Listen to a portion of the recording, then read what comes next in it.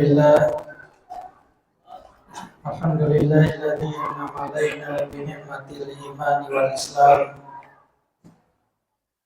Asyhadu an la ilaha illallah wahdahu la syarika lah wa asyhadu anna Muhammadan abduhu wa rasuluh.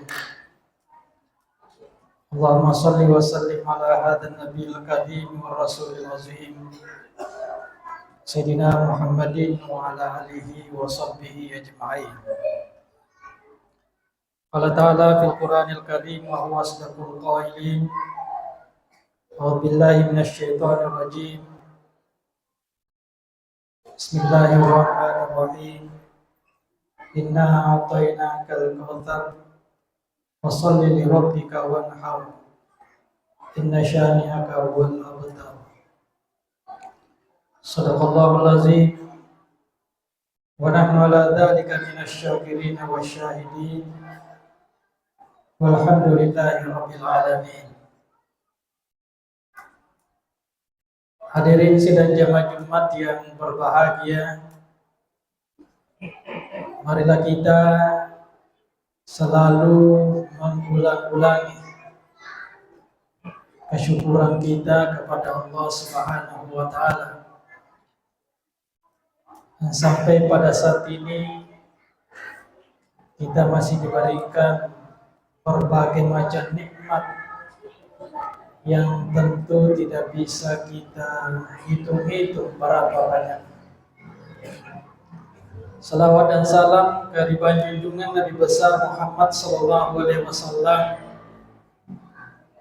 Nabi yang menjadi teladan dalam semua aspek kehidupannya.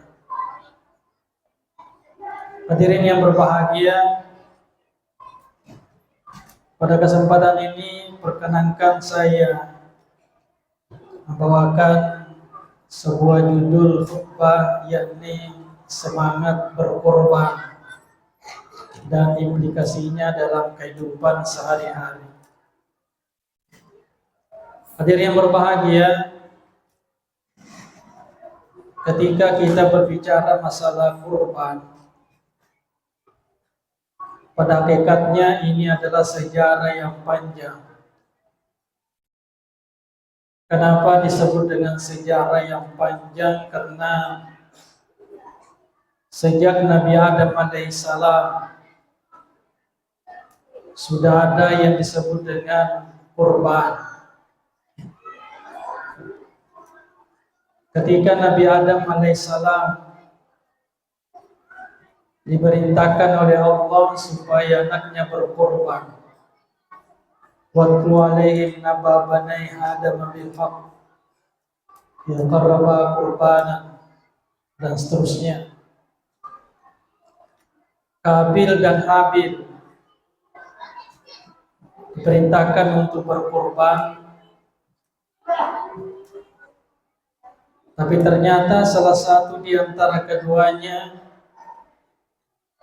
ada yang diterima dan ada yang ditolak.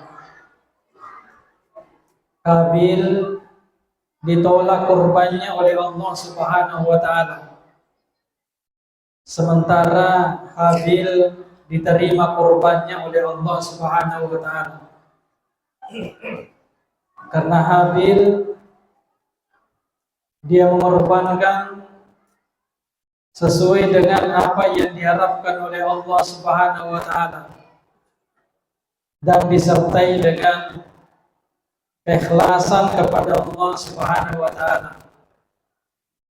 Sementara Habil tidak sesuai dengan apa yang diharapkan oleh Allah dan dia juga tidak disertai dengan keikhlasan kepada Allah Subhanahu wa taala. Fatuqbila min ahadihima wa lam yutaqabbal minan akhar. Satu yang diterima, satu yang ditolak. Hadirin yang berbahagia, sampai kepada Nabi Ibrahim alaihissalam. Nabi Ibrahim alaihissalam diperintahkan oleh Allah Subhanahu wa taala untuk berkorban. Anni azbahuka fanzur madza tara. Ketika Ibrahim diperintahkan oleh Allah Subhanahu wa taala bermimpi menyembelih anaknya yakni Ismail, dia meminta pandangan kepada anaknya, fanzur madza tara, bagaimana pandanganmu wahai anak. Sosok Ibrahim alaihissalam adalah sosok yang taat kepada Allah Subhanahu wa taala. Dengan perintah Allah Subhanahu wa taala, apapun dia siap mengorbankan. Anaknya sekalipun kalau atas nama perintah Allah, dia siap mengorbankan. Ismail adalah sosok anak yang taat kepada ayahnya. Tidak banyak berpikir, tidak banyak pertimbangan. Ismail menerima apa yang diperintahkan, apa yang disampaikan oleh bapaknya yakni Ibrahim alaihissalam. Hadirin yang berbahagia, di dalam Al-Quran pun juga Allah Subhanahu wa taala berfirman kepada Muhammad sallallahu alaihi wasallam, "Inna a'tainakal kautsar fasholli li rabbika wanhar." Inna a'tainakal kautsar, wahai Muhammad, kami memberikan kamu al-kautsar, banyak nikmat, banyak anugerah. Fasholli, maka salatlah, wanhar, dan berkurban. Hadirin yang berbahagia, inna a'tainakal kautsar adalah satu perintah dari Allah Subhanahu wa taala kepada Muhammad. Tapi kita perlu tahu bahwa ketika ayat itu diperintahkan kepada Muhammad, pada dasarnya juga adalah perintah kepada kita, yakni umat Muhammad sallallahu alaihi wasallam. Wahai umat Islam, kami memberikan kamu al-kautsar, berbagai macam nikmat. Ada nikmatun jasmaniyah, ada nikmatun ruhaniyah, ada nikmatun maddiyah. Nikmatun jasmani adalah jasmani kita. Ada mata, penglihatan, ada pendengaran, ada kaki, ada tangan. Mulai dari ujung rambut sampai ujung kaki, semuanya itu adalah nikmat, nikmatun jasmaniyah. Ada nikmatun maddiyah, nikmat harta benda. Ada pakaian yang kita pakai, ada makanan yang kita makan, ada tempat yang kita tempati. Ada nikmatun ruhaniyah, keimanan, kesehatan, keislaman. Semuanya itu tidak bisa kita hitung-hitung berapa nilainya. Wa in ta'uddu ni'matallahi wa la tuhsuha. Nikmat yang diberikan oleh Allah tidak mungkin kita untuk menghitung-hitungnya. Hadirin yang berbahagia, fasholli, karena nikmat yang diberikan oleh Allah Subhanahu wa taala, fasholli, maka salatlah. Jadi itu adalah perintah Allah Subhanahu wa taala, fasholli. Salah satu di antara tanda kesyukuran kita kepada Allah Subhanahu wa taala dengan nikmat yang diberikan kepada kita adalah fasholli, salat.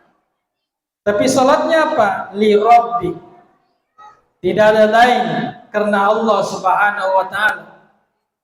Tapi bukan hanya salat, wanhar, berkurbanlah juga. Hadirin yang berbahagia, kaitannya dengan kurban.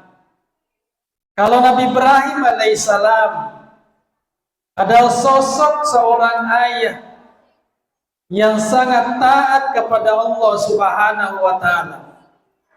Apapun yang diperintahkan, maka dia siap untuk mengorbankan, termasuk anaknya sendiri. Dalam kehidupan kita saat sekarang ini, tentu pengorbanan itu banyak. Korban harta, korban waktu, korban tenaga. Korban-korban inilah yang harus kita lakukan, tapi dengan syarat li rabbi, penuh dengan keikhlasan kepada Allah Subhanahu wa taala. Berkorban pada saat ini, pada Idul Adha, tak lain adalah karena tujuan kita karena Allah Subhanahu wa taala.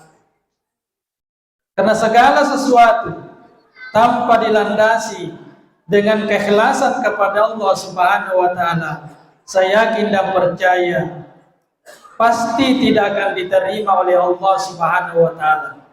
Karena salah satu tanda syarat diterimanya ibadah kita adalah niat karena Allah Subhanahu wa taala.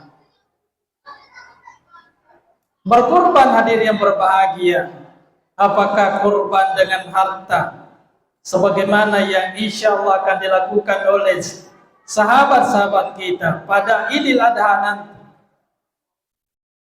tapi dengan syarat adalah li rabbi, tidak ada lain karena Allah Subhanahu wa taala. Hadir yang berbahagia, kurban bukan hanya dari aspek syariahnya saja, tapi ketika kita berkorban, salah satu nilai manfaat yang harus kita petik adalah bagaimana kita menyembelih sifat-sifat hewan yang ada pada diri kita. Allah Subhanahu wa taala menggantikan kibas dengan Ismail, Ismail dengan kibas, menggantikan manusia dengan hewan. Salah satu hal yang kita bisa petik bahwa kita harus menyembelih sifat-sifat hewan yang ada pada diri kita. Jangan hanya kita menyembelih kurban sapi, kambing dan sebagainya, tapi ternyata sifat-sifat hewaniah yang ada pada diri kita masih tetap berjalan terus. Berarti nilai-nilai kurban itu tidak kita implementasikan dalam kehidupan kita sehari-hari. Sifat ego harus hilang, sifat sombong harus hilang, sifat yang tidak membedakan halal dan haram harus kita hilangkan. Kenapa? Karena semuanya itu adalah karakter-karakter binatang yang seharusnya kita tidak miliki oleh umat manusia. Mudah-mudahan kurban yang kita lakukan nanti pada saatnya bukan saja menyembelih hewan kurban, tetapi nilai manfaat dalam kehidupan kita, ternyata termasuk karakter-karakter hewan yang harus kita hilangkan dalam kehidupan kita di dunia ini. Barakallahu li wa lakum fil Qur'anil azim, wa nafa'ani wa iyyakum bima fihi minal ayati wa dzikril hakim, wa taqabbala minni wa minna tilawatahu innahu was-sami'ul 'alim. Waktu bangkit jiwaku